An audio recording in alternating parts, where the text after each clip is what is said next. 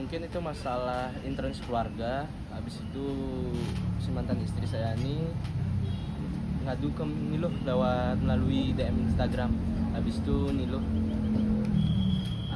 ngerespon DM-nya, akhirnya diposting lah itu sama Niluh soal kejadian, tapi secara mendengaran cerita secara sepihak, belum mendengarkan dari posisi saya kan yang seharusnya sebagai anggota dewan DPD seharusnya nggak begitu caranya. Seharusnya dikontak dulu saya untuk diajak sesuai SOP kekeluargaan, mungkin dimediasi antar dua pihak, bukan harus memposting atau memviralkan. Itu masalahnya ranah keluarga, itu masalah interns, bukan untuk yang dipublikasi. Jadi saya tetap proses hukum yang sesuai keadilan dan sesuai peraturan hukum di Indonesia dan UU ITE, dan pasti sudah kena. Dan saya sudah melapor ke Barreskrim dan sudah bersurat ke DPD RI. Artinya Hiroki sendiri itu kecewa dengan tindakan yang dilakukan oleh Niluh sendiri. Sangat kecewa. Tapi Masyarakat kecil. Tapi apabila memang dipanggil untuk dimintain keterangan, siap, maksudnya dimintain apa tuh klarifikasi Oleh Niluh. Ya, Saya nggak mau. Saya mending proses di DPD RI dan di Barreskrim karena udah mungkin sakit hati, dan kita sebagai masyarakat Bali nggak perlu DPD yang seperti itu. Oh, mungkin lebih ke kamu bentuk karena kecewa ya, karena kamu berharap orang yang bisa mengajak, mengayomi gitu ya. Memediasi, bukan malah bikin tambah kacau dan apa-apa. Dia belum tahu versi cerita dari saya gimana. Kita juga kan setelah diklarifikasi oleh kepolisian, nah laporannya itu berupa pencurian anak juga ada. Setelah dilihat dalam unsur kakak, itu ya emang tetap itu anak saya, dan saya orang Bali dan ada namanya adat Puruse. Jadi sangat keberatan dengan laporan itu dan viral soal Niluh itu. Dan versi kamu sendiri seperti apa mungkin dari kejadian sebenarnya kalau yang diposting oleh Niluh kan? Ya itu sama-sama ada KDRT ya, mungkin karena sama-sama emosi, dan mantan istri saya ini lagi terbara-bara dan besar kepala, akhirnya dia ngelaporin ke Niluh. Akhirnya juga Niluh itu tidak memikirkan secara matang-matang, dia sebenarnya tidak berhak untuk memposting itu di sosial media dia. Akhirnya dia posting, akhirnya kena. Berarti boleh dibilang berantem nih, saling sama istri. Iya. Kamu pasti pukulan gitu. Iya, dan saya pun ada visum si mantan istri mukul saya itu. Dan Niluh kan nggak tahu soal itu, tapi udah langsung membeberkan ke sosial media, bukan wewenangnya dia. Dan isi bahasa kasarnya kayak menyuruh polisi itu menindak proses lanjutin. Dan saya sudah dipanggil sama Polresta pun, saya suruh baca kakaknya di mana saya letaknya itu, dan saya kasih lihat juga yang terkait KDRT ya. Dan itu bukan laporannya KDRT di Polresta, itu laporannya penganiayaan. Dan kalau secara hukum itu nggak sah karena kita udah suami istri. Kalau boleh tahu tahun berapa nih?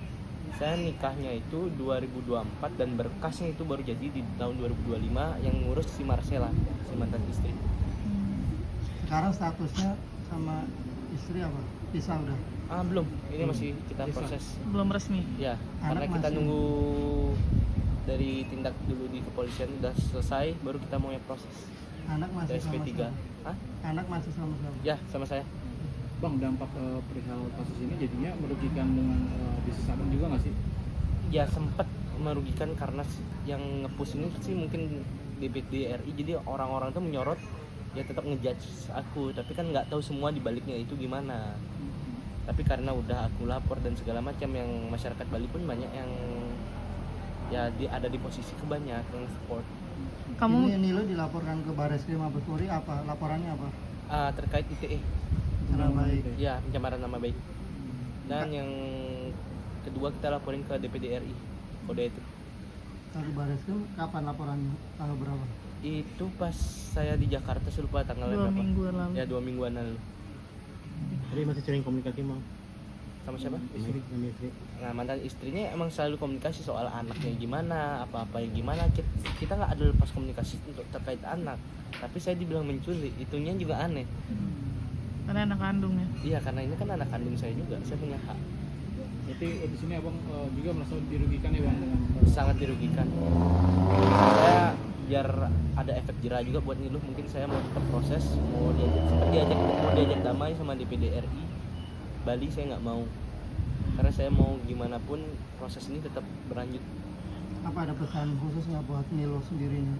Kamu sebagai masyarakat juga, masyarakat biasa Pesannya apa gitu buat kan, Nilo? apalagi polisi juga katanya sampai Mungkin manggil kamu. ya ini jadi pelajaran buat si Nilo dan lebih diperhatiin dan lebih mengerti dulu baru menjabat sih. Gimana? Ya itu sih, saya untuk saat ini kemarin saya klarifikasi di Polresta itu masih fair sih untuk saat ini, tapi nggak tahu ya di baliknya layar Nilo itu gimana dengan kepolisian. Kan saya juga soalnya makan emang dari usaha saya ini, kalau jika usaha ini karena hancur karena diposting oleh Nilo, Biasa aja. sedangkan kan itu kan ceritanya belum tentu benar, bukan bilang itu nggak benar ya, itu belum tentu benar.